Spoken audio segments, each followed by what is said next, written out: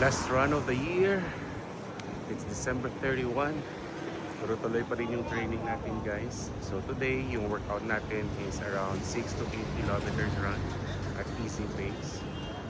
So gamit pala natin yung Vomero Plus. Let's go!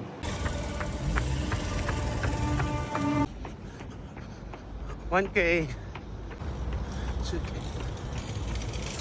3K! 4K! 5K! 6.5!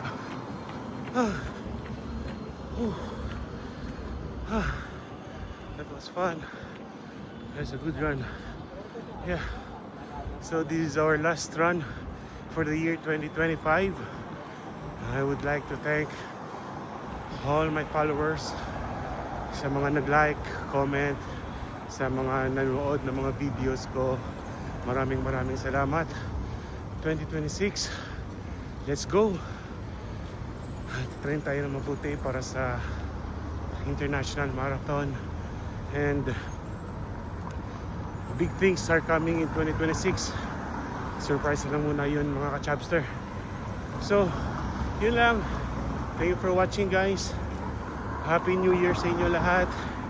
May all your dreams, wishes do come true. I hope Jesus will grant the desires of your heart. So yun na, guys. Happy watching. See you in the next vlog.